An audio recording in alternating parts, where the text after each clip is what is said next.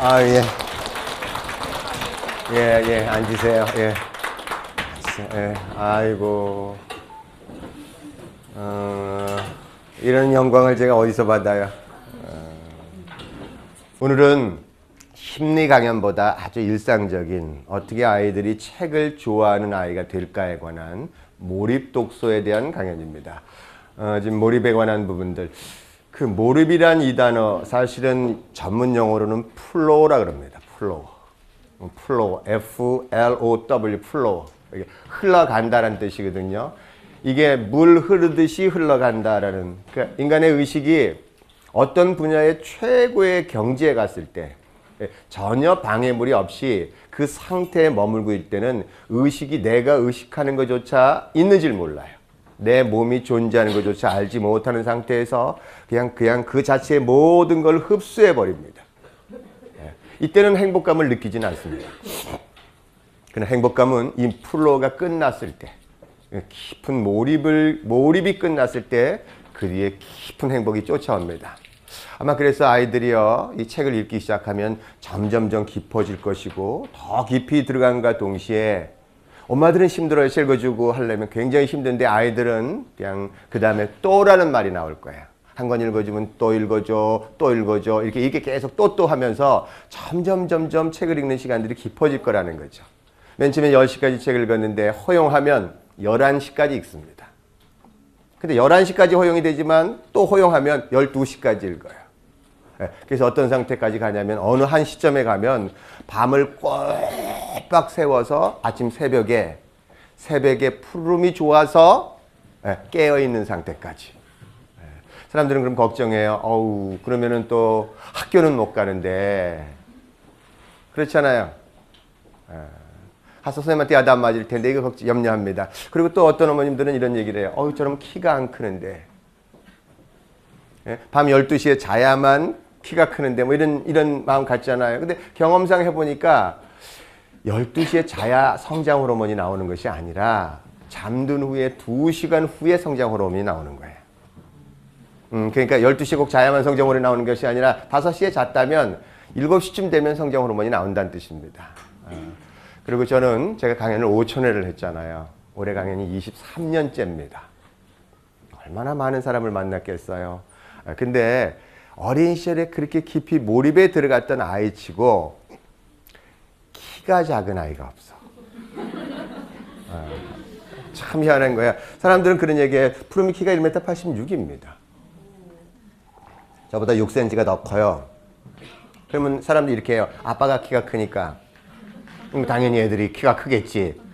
그러니까 뭐든지 안 할 이유만 찾아. 예. 그리고 그래요. 푸름이가 이제 이렇게 걔가 푸름이 이제 여러분 아마 푸름이 가정교육관에 왔기 때문에 이전에 영재교육진흥법이 통과될 때 3명의 영재가 교과부에 의해서 그 대통령한테 보고됐습니다. 예. 그 첫 번째 이렇게 보고된 애가 푸름입니다. 그래서 푸름이가 전국에 이게 다 알려졌고 푸름이가 어떻게 크나 이렇게 지켜봤던 시간. 지금 20대 이런 어머님들은 저를 잘 모를지 모르겠지만 30대, 40대, 50대 그러면 항상 전 언론이 푸름이를 다뤘기 때문에 푸름이가 누군지를 알아요. 근데 이러는 거야. 그러면 이제 항상 하는 질문이 그거 유전 아니에요? 왜요? 아빠가 서울대 나왔으니 뭐 애들은 그런 거 아니에요? 그래서 또 안 할 이유를 또 찾는 거예요. 근데 우리 푸름이닷컴에 그 쉬운 재혁 아빠라고 유명한 사람이 있습니다. 이번에 재혁이가 서울대를 갔어요. 그 아빠가 어떤 아빠였냐면 그 하루나의 독서의 저자입니다. 근데 그 아빠는 이제 강연을 시작할 때 어떻게 강연을 시작하냐면 여러분 제가 무슨 대학 나왔는지 여러분 얘기해도 몰라요 이래요. 어딘지 모르니까 얘기도 안 하겠다는 뜻입니다. 그리고 강연의 서론이 뭐냐면 저는요 게임 중독자였어요 이럽니다. 그러니까 게임 중독자였고 어디 대학 나왔는지 모르니까 유전에 관한 영향은 아무런 의미가 없다라는 뜻이죠. 그러니까 쉬운 재혁 아빠를 재혁 아빠를 쫓아가는 건 쉬워. 그래서 사람들이 거부감이 없는 거예요. 그래서 이전에 재혁 아빠가 근데 재혁 아빠가 이 책에 입문하게 된 이유가 있었던 거예요. 재혁 엄마가 몸이 아파서 이렇게 수술을 했습니다. 너무 가난해서 결혼 반지를 빼가지고 분유를 사야 됐던 집인 거예요. 책을 한 권 사줄 수도 없었어. 근데 아내가 다른 건 다 원치 않으니까 이제 이게 아내가 너무 아파서 어떻게 될지도 모르잖아요. 마지막 소원처럼 당신이 아이를 키우면서 육아서 20권 정도만 좀 읽어다오. 왜? 애를 우리가 모르고 키우지 않는가. 그래서 그거를 좀 읽어다오 그랬는데 그 아빠, 게임하던 아빠가 거기서 20권의 책을 읽었던 거예요. 근데 20권을 읽다가 자기 내면에 들어가 버린 거예요. 아, 내가 너무 많은 시간 동안을 배움에 대해서 이렇게 외면했구나. 그래서 이 아빠가 책을 읽기 시작해서 20권이 100권이 되고 100권이 1000권이 되게 되는, 아이를 키우는 내내 책을 읽으면서 책을 몇 권을 썼는지 모릅니다. 예, 너무 가난했던 분이 저한테 전화가 왔어요. 아버님, 제가 요새 재혁 아빠 본부는 강남에 있어요. 예, 근데 전화가 온 거예요. 아버님, 제가 이 지점, 이렇게 재혁이처럼 공부하는 방법에 100군데를 만들구나. 왜 전화를 드리려고 했습니다. 그래. 제가 물어본 거예요. 그래, 먹고 사는 건 괜찮냐? 그랬더니요. 아버님, 저는 이제 경제적인 문제는 아무런 걱정이 없어요. 아버님 한번 꼭 놀러 오세요. 왜냐면 아버님한테 좀 자랑하고 싶거든.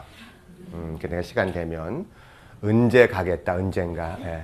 언제 간다는 약속은 안 했어요. 예. 왜냐면 갈지 안 갈지를 모르기 때문에 시간이. 자, 우리 아이들이 책을 좋아하는 아이입니다.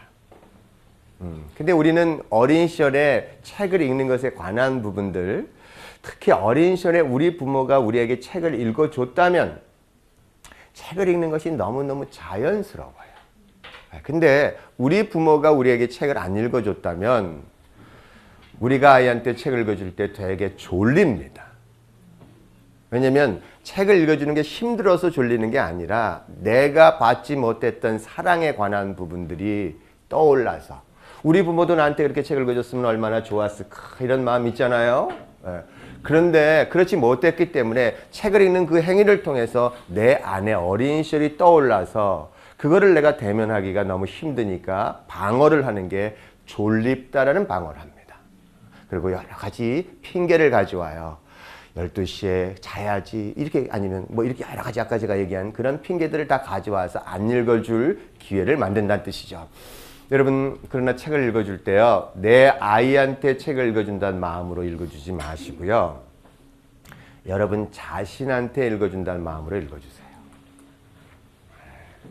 내 자신한테. 우리가 이 세상에 와서 정말 하고 싶은 게 뭐냐면 성장입니다.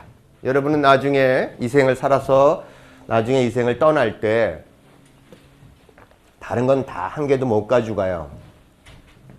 뭘 가져가겠어요? 재산을 가져가겠어요? 뭘 가져가겠어요? 그죠? 가족도 남겨두고 가야 돼요. 그러나 우리가 이 생을 떠날 때 가져가는 게 하나 있습니다. 어떤 걸 가져가냐면, 가져가는 게 아니죠. 여러분의 의식은 남아요. 여러분의 의식이라는 이 의식, 우리 의식이 사라지면 인간은 알잖아요. 우리가 벌써 치매 걸리면 의식이 사라져 가면서 살아있지만 살아있다라고 얘기 안 하거든요.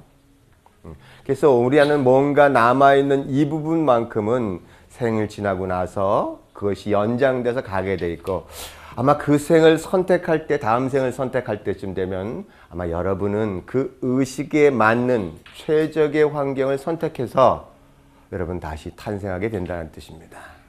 그런 면에서 자신 안에 뭐가 있는지를 끊임없이 찾아갈 수 있는 그런 가장 좋은 방법이 책을 읽는 거예요. 여기는 아마 굉장한 경험을 같이 가질 겁니다. 책만 읽는 것이 아니라 또한 그 책을 다른 사람한테 나눠주는 스승의 자리에서.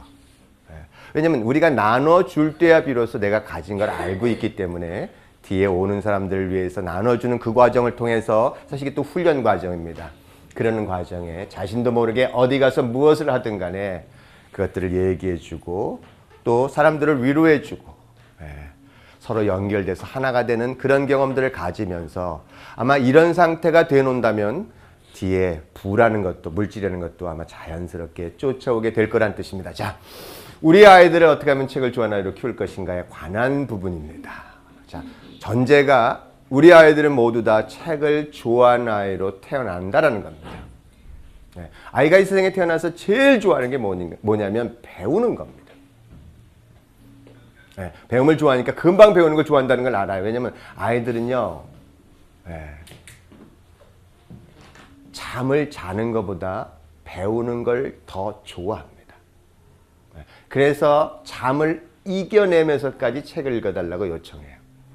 이건 여러분의 자녀만 그런 게 아니라 전 인류의 모든 아이들이 그렇다는 뜻입니다.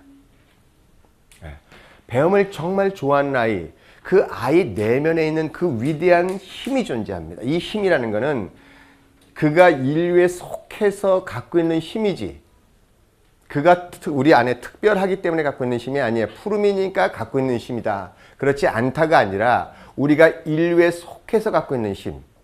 원숭이가 아무리 똘똘해봤자 원숭이입니다. 원숭이 이상을 벗어날 수 없습니다. 그러나 우리는 인류에 속하기 때문에 그 안에 인간 안에 그 축적된 모든 것들을 무의식 안에 가지고 있고, 이 무의식 안에 있는 모든 것은 잠재 가능성으로 가지고 있습니다. 다만 이 잠재 가능성에 관한, 이건 유전적으로 누구나 다 받는다는 뜻인 거예요. 부모가 뛰어나고 안 뛰어나서 이 유전적인 차이는요, 인간에게는 별로 없습니다. 중요한 건 이 위대한 힘이 발현되려면 태어나는 그 환경에 의해서 어떤 환경이 주어졌느냐에 따라서 그 힘이 발현되는데, 이것을 발현할 수 있는 최적의 환경을 만들어주는 부모가 있습니다. 아이를 있는 그대로 사랑하는 부모라면 부모는 그걸 만들어줘요. 여러분, 우리가요, 참 우리는 굉장히 오랜 시간을 살 것 같아요. 그래서 어떤 선택을 할 때, 기준을 가질 때 이게 미래에 두려움이 있어서 두려움으로 기준을 갖습니다. 두려움이라는 게 어떤 거냐면, 내가 죽으면 이렇게, 그러니까 우리 두려움의 가장 근원은 우리 몸이 죽는다라는 그런 두려움이 있는 거예요. 자, 그런데 이런 몸이라는 것은 우리는 그건 눕는다는 표현을 써요. 만일 여러분이 그래, 몸이 죽는다라는 것을 인정하고, 만일 오늘 저녁에 죽는다면 아이들한테 뭘 해주시겠어요? 네, 아이가 책을 읽어달라 그럴 때 그 아이를 야단쳐서 매를 들어서 재우겠어요? 아니면 그 아이가 책을 읽어달라 할 때 내 사랑을 있는 그대로 표현해서 그래서 아이를 재우겠냐 이거죠. 굉장히 기준이 단순해지죠. 네. 그러나 우리는 그걸 모르는 거예요. 이 기준 안에서 과연 여러분의 어린 시절이라면 부모님이 어떻게 해줬으면 좋겠는가? 내가 그날 저녁에 죽는다면 내 아이한테 뭐를 남기고 그렇게 하고 죽겠는가? 이 기준만 가지고 있다면 사실 못 해줄 게 없는 거예요. 자, 그러면 사람들은 그런 얘기를 해요. 못 해줄 게 없어서 그 아이가 받으면 나중에 괜히 건방지거나 버릇 없어질까? 이걸 또 염려를 해요. 여러분 한번 생각해 보세요. 부모가 그 아이에게 사랑을 표현했습니다. 그리고 그 아이는 사랑을 표현하면서 내가 사랑이라는 걸 알았어요. 네. 그 아이는 굉장히 자신이 존귀하고 고귀하고 장엄하다는 걸 알았습니다. 그러면 자신이 존귀하고 고귀하고 장엄한 그런 상태에 그런 의식이 있는 사람이 행동을 할 때 다른 사람한테 함부로 대할까요? 어떻게 함부로 대하겠어요? 예. 그래서 아이를 키울 때는 여러분이 그 아이를 어떻게 대하셔야 되냐면 신을 대하듯이 있는 그대로 그 아이를 대하면 그 아이는 자신이 받은 그대로를 누구한테 하냐면 항상 남한테 하게 돼 있습니다. 이것이 세상을 바꿀 수 있는 가장 근본적인 그런 원리들이에요. 마찬가지입니다. 자, 그래서 정말 그 아이들이 무엇을 원하는가? 그 아이들한테 해줄 수 있는 게 뭔가? 내 사랑을 표현할 수 있을 때 표현할 수 있다라면 내가 내 아이한테 사랑을 표현할 때 바로 내가 뭐래요? 내 자신이 사랑이라는 걸 알게 되잖아요.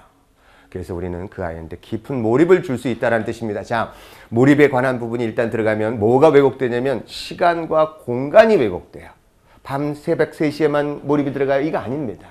낮에도 몰입이 들어갈 수 있습니다. 다만 몰입이 들어가면 그 아이는 그 아이 자체가 지금 시간 자체가 의식되지 않아요. 시간도 일종의 프로그램이기 때문에 그래서 그 아이는 굉장히 깊이 들어갑니다. 가리지 않고. 근데 되게 애들이 낮에는 실컷 놀아요. 왜냐면 교감신경이 우세하니까 그냥 뛰느라고 거기서 애들 놀면서 행복한 겁니다. 그것도 몰입이에요, 일종의. 근데 밤이 되면 부교감이 우세해요. 차분해지고 안정되고. 그래서 그 아이는 밤만 되면 잘라 그러면 또 책을 읽어달라 그래요. 그럼 어떤 엄마 뭐라는지 아세요? 저거 잠 안 잘라고 저런다. 이렇게 들어가는 거예요. 잠 안 잘라고 저렇게 해석하면 막아야 돼요. 왜? 자기는 항상 선을 행한단 말이에요. 그러나 이 아이가 잠을 이겨내면서까지 책을 읽어달라고 요청한다면 그때는 어때요? 그 아이가 그 자신의 힘에 의해서 최고의 몰입에 갈 때까지. 몰입을 언제까지 줘요? 이렇게 얘기하잖아요. 언제까지 줍니까? 그건 여러분이 걱정할 필요가 없어요. 왜냐면 아이가 가요. 따라가는 거예요. 그 아이가 1년을 갈지 2년을 갈지 모릅니다. 그리고 아이가 6개월을 갈지도 모르고 안 갈지도 모릅니다. 몰입의 형태가 좀 다르게 나와요. 만일 그 아이가 6년을 간다면 어머님 빨리 한글을 가르치셔야 돼. 왜냐면 그 몰입 읽어주다가 죽어 엄마가. 그건 도저히 힘들어서 안 돼. 그러나 아이가 스스로 배울 수 있는 기회만 주면 그 다음부터 해방된 민족이 되는 거예요. 왜요? 그 아이는 깊은 몰입으로 가고 부모님 옆에서 자기 할 일 다 해도 부모가 뭘 하든 간에 아무 신경도 안 써. 왜? 자신이 그 몰입에 들어갔기 때문에. 그러나 몰입에 들어간 아이들은 최고의 성취를 이뤄내요. 거기에 모든 것들이 있는 것들을 흡수해내고 그러면서 그 아이는 뭘로 크냐면 유능한 아이로 크더라는 뜻입니다. 푸르미 교육의 가장 핵심이 뭐냐면 우리는 이런 얘기해요. 우리 아이를 어떻게 키워낼 것인가? 과학자의 두뇌와 신의 감성을 가진 아이로 키워내자 이렇게 얘기합니다. 과학자의 두뇌와 신의 감성 두 가지 지능이 있다는 뜻이에요. 학교에 가서 유용한 지식이 있습니다. 배우는데 지식이 있지만 사실 여기서 코칭을 하시는 분들은 학교에서 배운 지식 가지고 코칭을 못합니다. 예를 들어서 저는 푸르미 엄마보다 이렇게 설명하는데 능합니다. 그래서 제가 방송 시대에 제가 맞는다는 걸 알았어요. 아, 야, 이건 이제 앞으로 내 세상이 오겠구나. 막 이런 얘기하는 거예요. 왜요? 저는 강연 잡아가지고 유튜브 동영상 1000개 올리는 거 아무런 문제 없습니다. 그럼 제가 맞잖아, 방송 시대에. 근데 코칭을 푸르미 엄마처럼 하라 하면 저는 죽었다 깨어나도 지금은 못합니다. 그래서 제가 요새 매일 하는 게 뭐냐면 푸르미 엄마 모셔다 드리고 모셔오고 이 시다발이 하느라고 지쳤어요. 밥하고 빨래하고 반찬하고 그 시간 잠잠히 강연 갔다 와야 되고 그게 제 일의 전부입니다. 근데 제가 존경스러워. 저렇게 어떻게 코칭을 할까? 지능이 두 가지 지능이 있다라는 거 어떤 건지 아셨죠? 이렇게 저처럼 이렇게 과학자의 두뇌에 관한 지능이 하나 있고 그 다음에 이렇게 푸르미 엄마처럼 이렇게 코칭을 하는 그런 그 할 수 있는 그 지능이 두 가지 지능이 있다. 이 두 가지 지능을 어떻게 하면 조화를 이뤄서 정말 최고의 인재를 길러낼 것인가에 관한 그 교육입니다. 자, 여러분 자녀들 내면에 위대한 힘이 있다는 거 인정하세요?